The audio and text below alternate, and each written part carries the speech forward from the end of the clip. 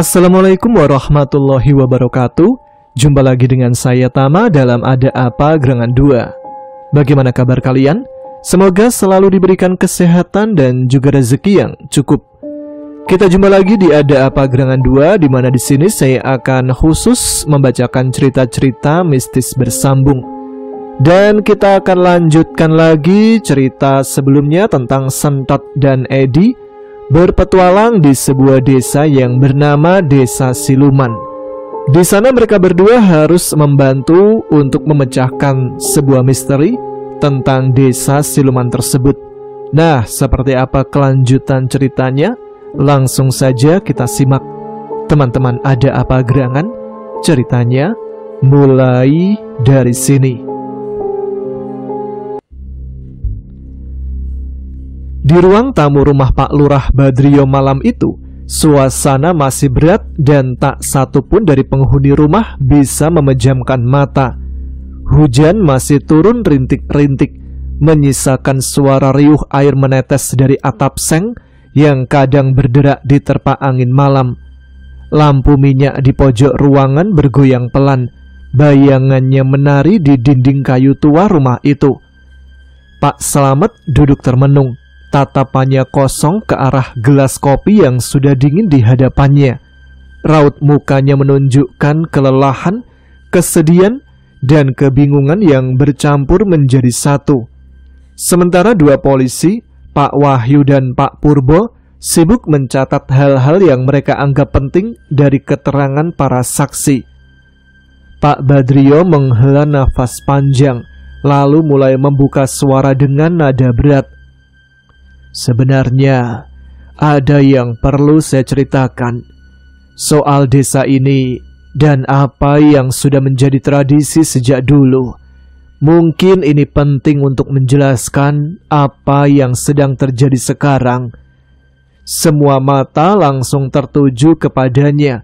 Bahkan Pak Slamet yang sejak tadi diam pun menegakkan badannya, seperti baru menyadari pentingnya kata-kata Pak Lurah. Desa ini dulunya bukan seperti ini. Dulu tempat ini hanya berupa hutan lebat. Leluhur saya yang pertama kali membuka kawasan ini adalah Mbah Jayeng Prawiro. Beliau yang menemukan sendang itu, Sendang Songo, yang kini dianggap keramat. Waktu itu beliau melakukan semacam permufakatan atau perjanjian dengan penghuni gaib di kawasan ini, bahwa manusia dan mereka bisa hidup berdampingan asalkan tidak saling melanggar batas. Pak Wahyu menimpali sambil mencatat. Jadi, perjanjian seperti apa itu Pak Lurah? Itu dia yang menjadi misteri, Pak. Kami tidak pernah punya catatan tertulis. Semua disampaikan turun-temurun secara lisan. Tapi satu yang pasti, ada aturan tak tertulis. Setiap kepala desa yang akan menikahkan anaknya harus meminta restu ke Sendang. Pak Purbo mengangkat alis. Restu? Dari makhluk halus? Ya, atau lebih tepatnya dari penjaga desa ini. Pak Slamet tampak gusar. Tapi kenapa harus seperti itu Pak Lurah? Ini zaman sudah maju, masa masih percaya yang begituan? Pak Badrio menunduk sejenak, lalu berkata dengan nada prihatin. Saya pun dulu meragukannya Pak, tapi saya lakukan saja karena itu tradisi. Dan hajatan-hajatan sebelumnya semua lancar. Ayah saya, bahkan kakek saya, semua melakukan hal itu dan tidak pernah ada kejadian aneh seperti ini. Ustadz Imran yang duduk di sebelah Pak Badrio ikut bicara. Suaranya lirih tapi tegas. Ada yang tidak biasa dalam kejadian ini Pak. Saya sudah mencoba menelusuri lewat Raga Sukma. Dan saya percaya kita sedang berhadapan dengan sesuatu yang lebih besar dari sekedar pelanggaran adat. Ini mungkin akibat dari perjanjian lama yang telah dilanggar. Sentot tiba-tiba nyelonong masuk dari dapur dengan sepotong singkong rebus di tangannya. Pak Lurah, kalau minta restu di Sendang, Emangnya dikasih surat tanda tangan gitu ya? Atau minimal cap jempol Jin? Edi langsung menepuk jidat. Tot, ini bukan waktunya buat bercanda. Loh, aku serius. Biar jelas aja. Jangan-jangan Jinnya belum disuruh tanda tangan kontrak baru, makanya marah. Semua yang tadinya tegang terpaksa tersenyum kecil meski hanya sekilas. Pak Wahyu tertawa lelah. Anak ini calon detektif horor kayaknya ya. Detektif horor dan tukang gorengan, timpal Sentot dengan bangga mengacungkan singkong rebusnya. Pak Slamet berdiri dan berjalan mondar-mandir. Tapi tetap saja, saya tidak bisa terima anak saya mati begitu saja, tanpa alasan yang jelas, tanpa penjelasan masuk akal. Ustadz Imran menatap Pak Slamet dengan penuh empati. Saya mengerti perasaan panjenengan, Pak, tapi kita tidak bisa menghadapi ini dengan marah. Kita butuh memahami apa sebenarnya yang telah terjadi dulu dan apa yang dituntut sekarang. Pak Wahyu menutup bukunya. Pak Lurah, apakah menurut Anda kematian Purnomo ada hubungannya dengan tidak adanya prosesi minta restu kesendang kali ini? Pak Badrio menunduk pelan. Saya sudah melakukannya, tapi salah satu makhluk gaib yang mengaku pimpinan di sini tidak memberikan restu. Tapi saya tetap menggelar acara karena memang acara sudah direncanakan jauh-jauh hari. Keheningan sejenak mengisi ruangan. Di luar, hujan masih belum benar-benar reda. Guntur bergemuruh jauh di kejauhan, seperti mengingatkan bahwa malam ini belum usai. Pak Purbo menoleh keluar jendela, lalu bicara pada rekannya. Wahyu, kita harus minta bala bantuan. Ini lebih dari sekedar kasus kematian biasa. Sentot dengan polos berkata pada Edi, Ed, kalau polisi minta bantuan, bilangin aku nggak punya uang. Bantuan itu nggak selalu uang, Tot. Tapi yang aku tahu, kalau kamu datang ke rumah Tobil minta bantuan, berarti minta uang. Shh, jangan kenceng-kenceng. Ustadz Imran menutup tasbihnya dan berdiri. Besok pagi, saya akan ke Sendang lagi. Tapi kali ini, saya tidak akan sendiri. Saya butuh orang-orang yang kuat iman dan niatnya bersih. Mungkin kita harus buka kembali sejarah desa ini dari awal. Semua diam sejenak merenungkan kata-kata itu. Dan malam itu pun, meski tidak ada yang benar-benar tidur, mereka tahu ini baru permulaan dari rahasia panjang yang selama ini terkubur di desa Siluman. Langit malam di desa masih mendung. Sisa hujan sore tadi menetes dari ujung-ujung daun, menimbulkan irama alam yang lembut di tengah sunyi. Setelah seharian diliputi ketegangan akibat peristiwa menghilangnya jenazah Purnomo dan keributan yang menyertainya, Ustadz Imran merasa perlu menenangkan pikirannya. Ia pamit dari rumah Pak Lurah, mengatakan ingin melihat keadaan pos ronda dan menyapa para warga yang berjaga. Saya pamit dulu Pak Lurah, saya mau menghirup udara luar sebentar, menyapa orang-orang di pos ronda, katanya sambil menyarungkan sarung dan mengenakan pecinya. Pak Lurah mengangguk lelah. Iya Pak Ustadz, tapi hati-hati ya, malam ini hawanya aneh. Di dekat pintu, Sentot yang tengah makan keripik singkong tiba-tiba nyeletuk. Ustadz ke pos ronda, aku ikut dong. Di sana kan ada api unggun, bisa bakar kingkong. Jadi kingkong bakar kalau gitu, Tot?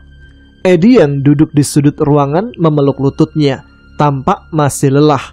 Tapi mendengar Sentot ikut, dia langsung menyambar jaket. Kalau dia ikut, aku juga ikut. Daripada nanti dia hilang, nyelonong ke alam jin lagi. Sentot tertawa kecil. Tenang Ed, kalau aku hilang, jinnya yang bingung. Kenapa bisa bingung? Nah kan bingung. Edi masih bingung dengan ucapan Sentot barusan. Mereka bertiga pun berjalan kaki bersama di bawah langit kelabu, melewati jalan tanah yang sedikit licin. Tak butuh waktu lama, mereka tiba di pos ronda, sebuah bangunan kecil beratap seng, beralaskan bambu, dan berlampu temaram dari lampu minyak.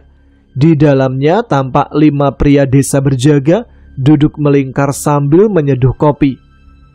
Ada tamu, seru salah satu warga, seorang pria parubaya dengan janggut tipis dan topi rajut. Loh, Ustadz, mari. Ustadz Imron tersenyum dan duduk bersila di pojokan. Alhamdulillah, malam ini bisa menyambangi ke sini. Suasana di rumah Pak Lurah sudah terlalu berat. Sentot langsung merebut perhatian. Permisi om-om sekalian, saya datang untuk menyelamatkan kingkong kalian dari kesepian. Singkong Tot, bukan kingkong. Maaf bapak-bapak, anak ini suka salah ucap. Semua orang tertawa meski samar-samar mereka masih membawa raut cemas. Obrolan pun dimulai dengan ringan, membahas cuaca, hasil panen, dan kabar dari desa seberang. Sesekali mereka menyindir Sentot dengan candaan khas bapak-bapak. Bocah ini siapa namanya tadi? Tanya salah satu warga. Sentot pak, jawab Edi datar. Pantes, cocok. Sentot singkatan dari seneng otot alias suka ngeyel. Celetuk warga lain disambut gelak tawa. Mendengar itu Sentot tidak mau kalah. Asal singkatannya jangan senenge. Kamu mau ngomong apa? Shh, ayo. Aku belum selesai, Ed. Singkatannya jangan seneng ngeliat yang berotot-otot. Tapi aku emang ingin berotot om. Makanya aku banyak makan telur rebus. Emangnya kalau udah berotot mau apa Tot? Biar kuat pegang bambu panjang. Buat apa bambu panjang? Ngambilin mangga buat Edi. Soalnya aku disuruh manjat terus. Katanya aku kecil gak bakal kelihatan kalau ambil. Padahal lebih mudah pakai bambu panjang. Mendengar itu Edi langsung keringat dingin. Mangga siapa kamu ambil? Mangga sendirilah. Edi pun seketika lega. Tapi pohonnya di rumah Pak RT. Itu namanya pohon Pak RT Tot. Wah, anak ini kalau dibiarkan ngomong terus bisa kebuka semua aibku. Obrolan bergulir hangat. Salah satu warga, Pak Kurdi, mulai mengupas singkong dan menyerahkannya pada Sentot. Bakar ini Tot, tapi jangan gosongin ya, nanti singkongnya nangis. Sentot pura-pura menunduk ke arah singkong. Tenang ya Singki, aku akan panggang kamu dengan penuh cinta. Warga kembali tertawa. Edi hanya menggeleng sambil menatap ke arah api. Di tengah kejenakaan, Ustadz Imron menatap mereka semua dengan tenang. Ada sesuatu yang menyenangkan dari momen ini, seolah mereka kembali menjadi manusia biasa yang hanya ingin merasa nyaman. Kadang yang paling kita butuhkan di malam begini bukan hanya doa atau keberanian, tapi juga tawa dan kebersamaan. Obrolan berlanjut, kali ini tentang pengalaman ronda masing-masing. Pak Kurdi bercerita waktu dia ronda malam dan melihat sosok putih berdiri di atas pohon beringin. Tapi ketika didekati, ternyata hanya celana dalam yang dijemur. Serius, saya udah siap lari waktu itu, katanya sambil tertawa. Sentot menimpali. Kalau saya lihat celana dalam di pohon, saya tanya dulu, permisi, ini celana dalam aja atau sama isinya? Memang isinya apa Tot? Warga tampaknya sengaja memancing Sentot terus bicara, karena omongannya membuat mereka bahagia. Isinya yang meriam gosong om. Tak henti-hentinya tawa meledak dari pos ronda malam itu. Tapi di balik itu, masing-masing orang menyimpan beban dan ketakutan. Hanya saja malam ini, mereka sepakat untuk beristirahat dari teror dan misteri. Sekitar jam 2 pagi, Ustadz Imron bangkit berdiri. Saya pamit dulu ya, kalian jaga baik-baik. Kalau ada apa-apa, langsung ke rumah Pak Lurah. Sentot bangun dari duduknya. Ustadz, saya di sini aja ya, temenin om-om ronda. Siapa tahu nanti ada mbok rondo. Saya mau ajak dia main catur. Edi mengangguk meski setengah berat hati. Tapi jangan nyelonong kemana-mana Tot. Sentot memberi hormat ala prajurit. Siap Komodo. Harusnya komandan Tot, kalau komodo itu sejenis kadar raksasa. Sahut Jasman membetulkan ucapan Sentot. Ustadz Imron mengangguk dan pamit. Di kejauhan, desiran angin terdengar lembut dan langit tampak mulai membuka sedikit bintangnya. Di pos ronda, gelak tawa dan aroma singkong bakar masih memenuhi udara. Malam itu, untuk pertama kalinya sejak peristiwa mengerikan menimpa desa, ada sebersit kehangatan di antara ketakutan yang belum juga pergi. Setelah berpamitan dari pos ronda, Ustadz Imron kembali ke rumahnya. Angin malam menyelinap lewat celah-celah jendela kayu, membawa aroma tanah basah dan suara serangga yang merintih lirih. Sesampainya di rumah, ia langsung mengambil air wudhu. Gerakannya tenang namun penuh niat. Wajahnya yang teduh memantulkan cahaya lampu minyak yang temaram di serambi depan. Setelah melaksanakan sholat tahajud, Ustadz Imron bersimpuh lebih lama dari biasanya. Doanya panjang malam itu, lirih namun kuat. Ya Allah, jika semua ini memang cobaan-Mu, berilah hamba-Mu ini kekuatan. Jika ini adalah akibat dari kelalaian masa lalu, tunjukkanlah jalannya. Kepalanya mulai berat, tubuhnya melemas, dan seolah jiwanya perlahan ditarik keluar dari raga. Suara jangkrik meredup, suara detik jam dinding pun menghilang. Ia memasuki keadaan antara tidur dan terjaga. Ketika ia membuka mata, dirinya sudah berada di tempat yang berbeda. Langit berwarna abu-abu lembut, tanpa matahari namun terang. Di hadapannya terbentang padang rumput luas yang sunyi. Langkah kakinya ringan seperti tak menjejak tanah. Ia berputar kebingungan. Tiba-tiba dari kejauhan tampak seorang lelaki renta berjalan dengan tongkat kayu bengkok. Jubahnya lusuh, rambutnya putih, dan sorot matanya tajam, namun penuh kasih. Ustadz Imron mengenalinya seketika.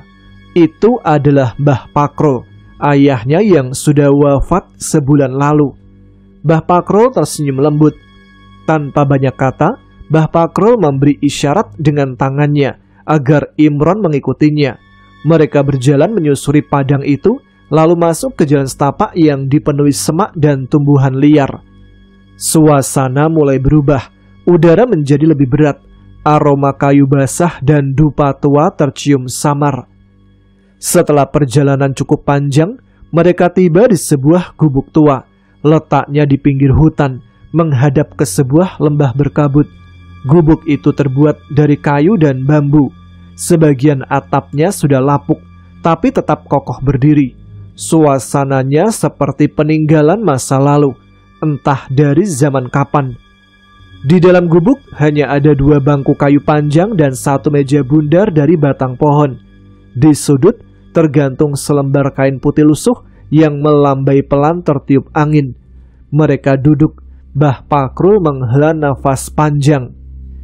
Kamu pasti penasaran, kenapa desa ini sekarang diganggu? Kenapa sampai terjadi korban jiwa? Semua ini bukan hal sepele. Ustadz Imron diam mendengarkan dengan seksama. Dulu sebelum desa ini bisa ditinggali seperti sekarang, wilayah ini merupakan hutan wingit, angker, tempatnya segala siluman, jin, parewangan dan makhluk halus. Tapi leluhur dari Pak Lurah sengaja mendirikan desa di tanah ini dengan banyak pertimbangan. Salah satunya agar mereka aman dari kejaran para penjajah masa itu. Sebab Ki Jogorogo atau Mbah Jayeng Prawiro serta pengikutnya adalah buronan Belanda. Meskipun dengan membangun desa di sini, mereka harus hidup berdampingan dengan sosok-sosok mengerikan. Tapi bukannya sudah dibuat perjanjian, Pak, untuk tidak saling mengusik? Sebuah perjanjian tentu ada syarat yang harus dipenuhi. Tidak ada yang gratis, apalagi sudah berhubungan dengan makhluk gaib. Tentu saja ada permintaan yang harus dipenuhi. Ustadz Imron menelan ludah, hatinya semakin berat. Perjanjian apa, Pak? Tanyanya pelan. Tumbal keturunan. Cokro Sungsang, sosok paling kuat di hutan ini. dulu meminta setiap generasi dari kepala desa menyerahkan satu anak perawan tertuanya saat menginjak usia matang. Lalu Mbah Jayeng menyanggupi. Tidak ada pilihan karena dia sadar untuk mengalahkan Cokro Sungsang dan mendirikan desa di tempat itu sangat sulit. Berarti Ayodhya bagian dari perjanjian itu? Betul. Dan Purnomo adalah korban karena telah berani menikahi sang tumbal yang diinginkan oleh Cokro Sungsang. Apakah tidak ada cara untuk menghentikan perjanjian ini, Pak? Dulu kakek buyutmu sudah pernah melakukannya. Beliau adalah Yai Goro Gunung. Dengan keilmuan agamanya yang kuat, dia mampu memutus perjanjian itu dengan mengalahkan Cokro Sungsang. Kalau sudah dihentikan, kenapa sekarang terjadi lagi? Itu yang harus kau cari tahu, Le. Bapak percaya kepadamu. Ustadz Imron mulai faham. Perlahan, potongan-potongan peristiwa menjadi lebih masuk akal. Namun, sebelum ia bisa bertanya lebih jauh, Mbah Pakrul berdiri dan menatap di kejauhan. Waktumu tinggal sidik, Le. Datanglah ke tengah alas. Cari watu pecah dan pohon jati kembar. Ustadz Imron merasa tubuhnya ditarik perlahan. Suara Mbah Pakrul memudar. Ustadz Imron terbangun. Tubuhnya bergetar pelan. Keringat dingin mengucur. Nafasnya tersengal. Namun ia merasa sesuatu telah terbuka. Cahaya subuh mulai menyusup lewat celah jendela. Ustadz Imron mengambil air wudhu lagi. Kali ini langkahnya mantap. Ia tahu perjalanan selanjutnya akan membawa ke akar kutukan yang sebenarnya. Di pos ronda, malam semakin larut. Namun suasana tetap hangat oleh obrolan ringan dan aroma singkong yang dibakar. Sentot duduk paling depan, mendekat ke bara api sambil sesekali menyodorkan singkong pada Edi. Aku yakin ini singkong dari kebun Bu Marni. Lihat tuh, bentuknya kayak mukanya. Ucap Sentot membuat salah satu warga tertawa kecil. Edi melotot. Tot, singkong mana bisa kayak muka orang? Bisa, lihat nih. Ia mengangkat singkong yang agak berbintil. Tuh, hidungnya pesek, matanya 2, tinggal kasih alis. Tinggal 5 orang tersisa di pos ronda. Edi, Sentot, dan 3 warga desa. Pak Darto, Mas Ari, dan Juki. Saja menunjukkan pukul 2:15, Pak Darto berdiri. Waktunya kita ronda keliling. Seperti biasa, biar nggak ngantuk. Sentot sontak melompat berdiri. Aku ikut. Pak Darto tertawa kecil. Wah, Sentot mau ikut ronda. Berani ya? Edi mengangkat alis. Loh Tot, kamu itu anak kecil. Aku bukan anak kecil biasa. Jawab Sentot dengan gaya pahlawan. Aku Sentot. Emang Sentot? Yang bilang kamu Ultraman siapa? Aku Sentot Man. Akhirnya dengan sedikit keberanian, Edi pun ikut untuk menemani Sentot. Mereka berlima menyusuri jalan-jalan desa yang gelap, hanya diterangi cahaya lampu senter dan juga obor yang temaram. Di sepanjang jalan, Sentot terus berceloteh. Rumah ini rumahnya Pak Bowo, katanya dulu dia suka nyuri kelapa tetangga. Sok tahu kamu Tot, kan katanya dulu waktu kecil. Sentot membela diri. Lagian sekarang udah tobat jadi RT. Semua tertawa kecil. Mereka berjalan menyusuri tikungan menuju kampung seberang yang lebih sunyi. Angin malam mulai menusuk. Pepohonan di pinggir jalan meliuk pelan seperti menari perlahan. Ketika mereka sampai di dekat ujung jalan, daerah yang dikenal warga sebagai tempat sepi, angin mendadak berhenti. Sunyi. Juki mengerutkan kening. Kok sepi banget ya? Biasanya suara jangkrik juga masih ada. Pak Darto mengangkat tangannya. Shh, lihat itu. Dari kejauhan, di bawah temaram cahaya bulan, tampak sosok berdiri kaku. Sosok itu tidak bergerak, mengenakan pakaian yang sudah compang-camping. Kulitnya membiru pucat, tangan tergantung lemas, dan wajah itu milik Purnomo. Astagfirullah, bisik Ari. Sentot memegang tangan Edi. Kok kayak Purnomo? Edi terdiam, tubuhnya menegang. Pak Darto melangkah perlahan ke depan. Permisi, siapa di sana? Sosok itu tidak menjawab, justru mulai berjalan pelan mendekat. Kepalanya miring dengan mata melotot ke arah mereka. Dari mulutnya mengalir air hitam pekat. Lari! Teriak Pak Darto. Mereka semua berbalik dan berlari secepat mungkin. Tapi sosok mayat itu mengejar dengan gerakan patah-patah namun cepat. Langkahnya menghantam tanah seperti serangan genderuwo, menggema di jalanan sepi. Dalam kekacauan, Juki tersandung dan jatuh. Sosok Purnomo melompat menerkamnya. Jeritan Juki terdengar melengking sebelum ditelan malam. Yang lain terus berlari. Sentot sempat menoleh dan berteriak, Pak Juki ketinggalan. Kita nggak bisa balik, cepat lari, balas Ari panik. Setelah hampir 1 kilometer berlari, mereka baru berhenti di dekat musola kecil. Nafas tersengal, Edi memeluk Sentot yang mulai gemetar. Aku rasa itu bukan Purnomo biasa, bisik Pak Darto. Aku tahu, itu Purnomo edisi zombie, timpal Sentot dengan suara lemas. Bajunya compang-camping kayak aku waktu main lumpur. Edi menoleh tajam. Tot, ini bukan waktunya bercanda. Sentot mengangguk pelan, namun tetap saja bibirnya gemetar karena takut. Pak Darto menatap jalan yang mereka tinggalkan. Kita harus kembali. Kita harus kasih tahu yang lain. Sentot, Edi, dan 2 warga lainnya tiba di rumah Pak Lurah dengan nafas masih memburu. Hujan rintik-rintik masih turun, dan lampu petromak di beranda memantulkan cahaya kekuningan pada wajah-wajah panik mereka. Pak Lurah yang masih terjaga menyambut mereka dengan heran. Loh, kok balik buru-buru? Mana yang satu lagi?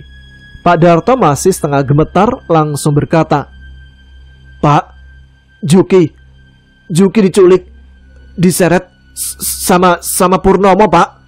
Pak Lurah mengerutkan dahi. Purnomo? Maksud kalian almarhum Purnomo? Iya, Pak, ini serius, Pak. Kita semua lihat, dia berdiri di tengah jalan, mukanya hancur, tubuhnya kayak mayat bangkit. Kami lari, Pak. Kami nggak bisa selamatin Juki, jelas Mas Ari dengan suara berat. Tepat saat itu, Pak Slamet keluar dari dalam rumah. Wajahnya keras, sorot matanya tajam. Apa maksud kalian bawa-bawa nama anak saya? Tanyanya dengan suara menggelegar. Kalian mau main-main ya? Sentot yang tadinya diam akhirnya angkat bicara. Pak Jamet, tadi itu memang kayak Purnomo, tapi dia kayak zombie, mukanya biru, mulutnya netesin tinta. Katanya dengan mimik polos yang justru membuat Edi menepuk jidat sendiri. Tot, namanya Slamet, bukan Jamet, gumam Edi lirih. Pak Slamet melangkah maju, menatap tajam ke arah Pak Darto dan Ari. Kalian semua kehilangan akal. Mayat anak saya hilang, itu memang iya, tapi bukan berarti kalian bisa ngarang cerita ngawur begini. Pak Lurah berusaha menengahi. Sabar Pak Slamet, ini sudah kelewat aneh. Mereka tidak mungkin berbohong dalam kondisi seperti ini. Kita cek saja ke lokasi. Polisi Wahyu dan Purbo yang tadi ikut mendengarkan pembicaraan langsung bersiap. Kami ikut juga, Pak. Kalau benar ada penampakan, mungkin bisa kita selidiki secara logis, ujar Wahyu. Dengan diterangi senter dan lampu kepala, rombongan kecil terdiri dari polisi, Pak Slamet, Pak Lurah, Darto, Ari, Edi, dan Sentot berjalan menuju kampung sepi. Malam mulai terasa semakin dingin. Langkah mereka menyusuri jalan becak yang dilalui oleh warga ronda sebelumnya. Semak-semak berdesir pelan, seolah menyembunyikan rahasia gelap. Di situ, Pak, di bawah pohon itu, dia berdiri, kata Pak Darto menunjuk lokasi yang kini hanya gelap. Pak Slamet maju, menyorotkan senter ke tanah. Mana buktinya? Mana? Pak, teriak Ari tiba-tiba sambil menunjuk ke tanah. Semua menyorot senter ke arah yang ditunjuk. Di sana, tanah terlihat basah, tidak hanya oleh hujan, tapi juga noda merah tua yang terserap ke dalam lumpur. Darah? Tanya polisi Wahyu berjongkok. Ia mengendus sedikit. Bukan, Cat. Ini darah segar, meskipun sudah tercampur air hujan. Katanya serius. Jejak darah itu melintasi rerumputan dan masuk ke dalam pepohonan di pinggir jalan. Arah itu ke hutan di barat desa, gumam Pak Lurah. Nadanya semakin khawatir. Mereka mulai mengikuti jejak darah yang samar, namun masih terlihat di bawah cahaya lampu. Langkah demi langkah, suasana semakin mencekam. Pepohonan semakin rapat, udara semakin lembab. Aroma tanah basah dan dedaunan busuk memenuhi hidung mereka. Tiba-tiba, dari balik semak terdengar suara ranting patah. Semua berhenti. Jangan-jangan itu porno mo, bisik Sentot matanya membelalak. Tot, kamu mau dimarahin Pak Slamet lagi? Nama anaknya kamu rubah-rubah. Pak Slamet mengangkat parang kecil yang dibawanya. Polisi Wahyu dan Purbo bersiaga. Lanjut, kita pelan-pelan, perintah Wahyu. Setelah beberapa menit, jejak darah itu berhenti di sebuah lahan terbuka kecil. Di tengahnya ada sebuah batu datar besar yang sudah ditumbuhi lumut dan ada darah. Sepertinya kita butuh bantuan Ustadz Emron. Imron, bukan Emron. Kamu kira Sampo? Pak Lurah tampak pucat. Saya pernah dengar dari almarhum Bapak. Dulu di sini tempat yang dihindari. Dibilangnya tempat ngajeni, semacam ruang batas antara desa nyata dan desa gaib. Pak Slamet mulai goyah. Ia melangkah ke tengah menatap darah itu lama. Tak lama kemudian, angin dingin bertiup kencang. Pohon-pohon menderu, seolah ada sesuatu bergerak cepat di antara mereka. Senter Pak Darto tiba-tiba mati, disusul oleh 2 senter lain. Dalam beberapa detik, mereka hanya diterangi cahaya bulan. Dan kemudian, suara berat terdengar dari balik semak. Kalian mengusik tempat yang bukan hak kalian. Semua menoleh panik. Sosok tinggi besar berdiri di antara 2 pohon. Tapi anehnya, sosok itu berdiri dengan menggunakan 2 tangannya. Kepala di bawah dan kaki di atas. Ed, itu butuh akrobat, Ed. Baiklah teman-teman, sampai di sini dulu episode kali ini. Kita akan lanjutkan cerita Sentot dan Edi di Desa Siluman pada episode selanjutnya. Terima kasih ya untuk teman-teman yang sudah menyimak episode kali ini. Yang ingin menyimak kelanjutannya dan tidak mau ketinggalan, segera aktifkan notifikasi kalian. Bagi teman-teman yang suka cerita Sentot dan Edi, harap tuliskan di kolom komentar ya. Kalau banyak yang suka, saya akan memperpanjang cerita ini dan akan lanjut ke segmen berikutnya. Baiklah, sekarang saya Tama harus pamit. Kita jumpa lagi di episode selanjutnya. Tetap semangat, jaga kesehatan. Wassalamualaikum warahmatullahi wabarakatuh.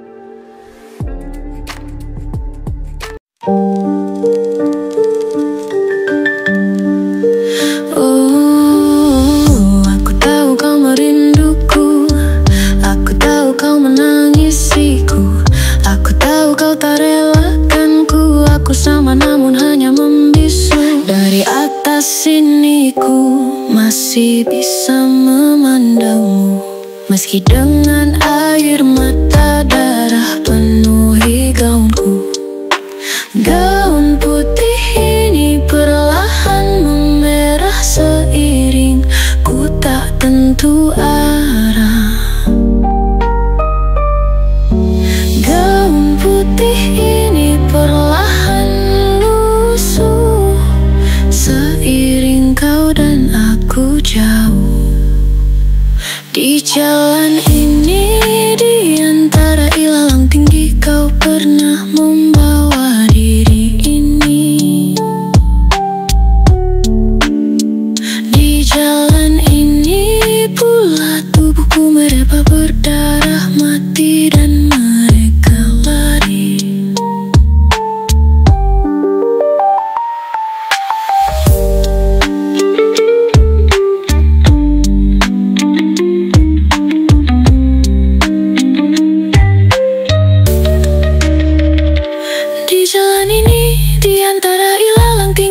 pernah membawa diri ini.